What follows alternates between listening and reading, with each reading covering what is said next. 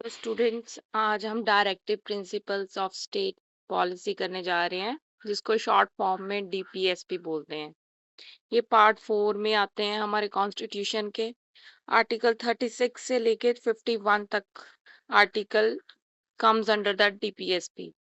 और ये बोरो किए हुए हैं हमने एरिश कॉन्स्टिट्यूशन से। हम डॉक्टर बी आर अम्बेडकर ने इन्हें नोवल फीचर्स भी बोला है कि फीचर्स क्या होते हैं डायरेक्टिव प्रिंसिपल्स के। एक तो ये डिनोट करते हैं ideals that state should keep in mind while formulating policy and enacting laws.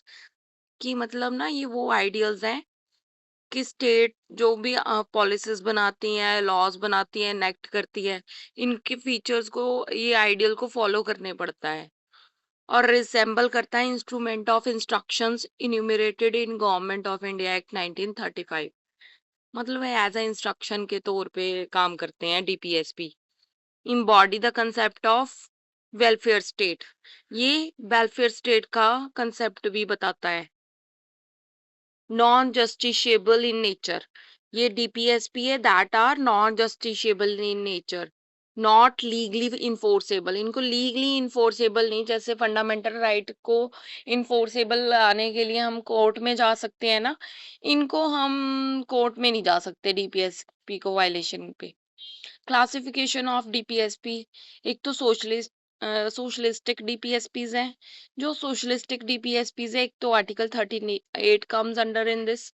Article 39 and 39A। 39A कम बताता है हमारा free legal aid. Article 41, article 42 बताता है humane conditions of work and maternity relief.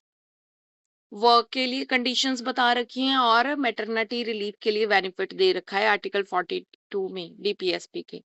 और 43A participation of workers in management of industries, ये 43A में आता है। और 47 बताता है improve public health, how we improve public health. ये सारे सोशलिस्टिक फीचर्स हो गए डीपीएसपी के। नेक्स्ट है Gandhian DPS directive principle of state policy. Paper में कई बार डायरेक्टिव पूछ लेते हो कौन से आर्टिकल्स आते हैं इनमें। तो आर्टिकल 40 है, इसमें विलेज पंचायत डील करता है। 43 कॉटेज इंडस्ट्रीज डील करता है, that are also part of Gandhian DPSP. 43B cooperative society को डील करता है। 46 और 47 prohibition of drugs. 48 prohibition of cow slaughter. तो ये 48, ये सारे गांधीयन के फीचर्स हैं। नेक्स्ट है liberal intellectual principles. Article 44 deal करता है uniform civil code. Article 45 48 deal करता है agriculture and animal husbandry. 48A deal with safeguard forest and wildlife. 49 बताता है protection of monuments.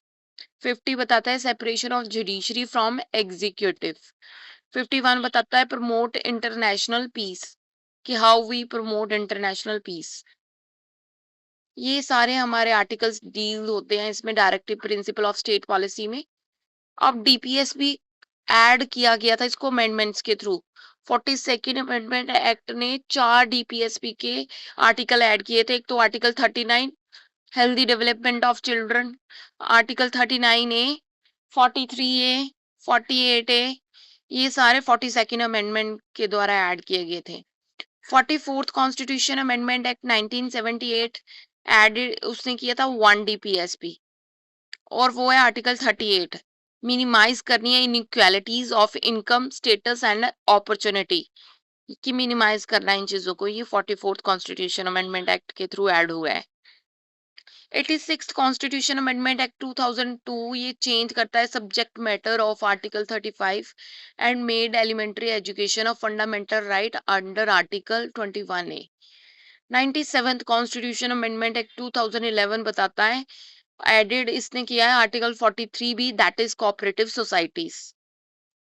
And what's the difference between, अगर दोनों में बात किया जाए ना, फंडामेंटल राइट्स और डायरेक्टिव प्रिंसिपल्स का। फंडामेंटल राइट एक नेगेटिव भी है, ये प्रोहिबिट करता है स्टेट को फ्रॉम डूइंग सर्टेन थिंग्स। क्योंकि अगर फंडामेंटल राइट्स की वायलेशन हो जाती है तो हम डायरेक्ट कोर्ट में रिट इशू कर सकते हैं। लेकिन directive principles is a positive concept. इसमें स्टेट रिक्वायरमेंट होती है स्टेट की कि वो कुछ चीजें उनको करनी चाहिए। Fundamental rights are justiciable, directive principles are non-justiciable. और फंडामेंटल राइट्स एक का मेन एम है एस्टेब्लिशिंग पॉलिटिकल डेमोक्रेसी, लेकिन डायरेक्टिव प्रिंसिपल का एम है एस्टेब्लिश करना है social and economic democracy. Fundamental right promote करता है welfare of the individual, directive principle promote करता है welfare of the community.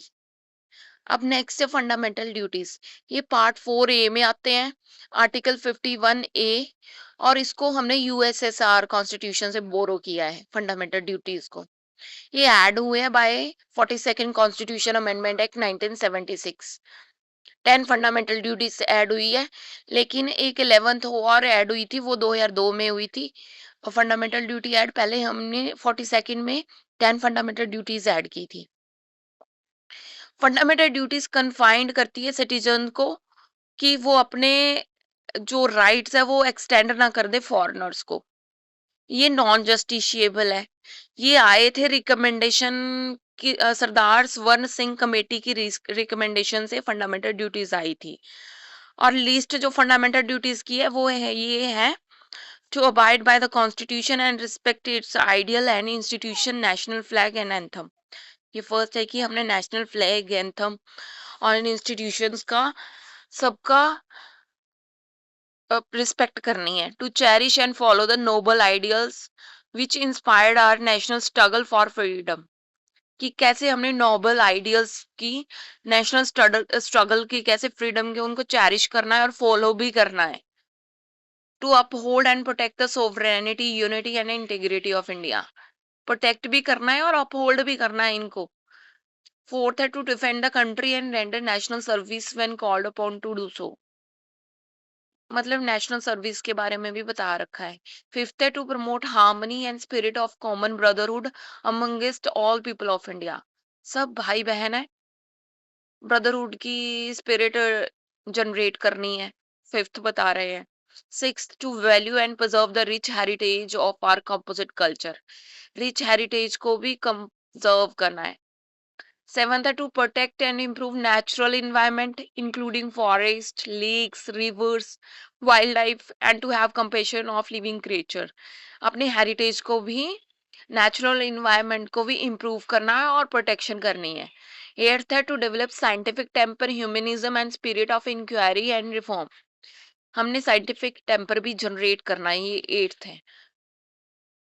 To safeguard public property and to abjure violence. हमने पब्लिक प्रॉपर्टी को भी सेव करना है और वायलेंस को खत्म करना है।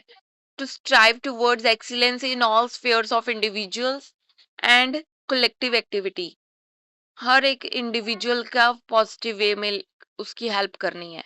To provide opportunities for education to his child, education children को बता रखी है 6 to 14 ईयर्स तक कि उनको एजुकेशन प्रोवाइड करनी है, और ये 86 कॉन्स्टिट्यूशन अमेंडमेंट एक्ट 2002 में हुआ था। ये हो गया हमारी फंडामेंटल ड्यूटीज कंप्लीट और डीपीएसपी। अब हम प्रेसिडेंट नेक्स्ट वीडियो में डिस्कस करते हैं। Thank you, that's all.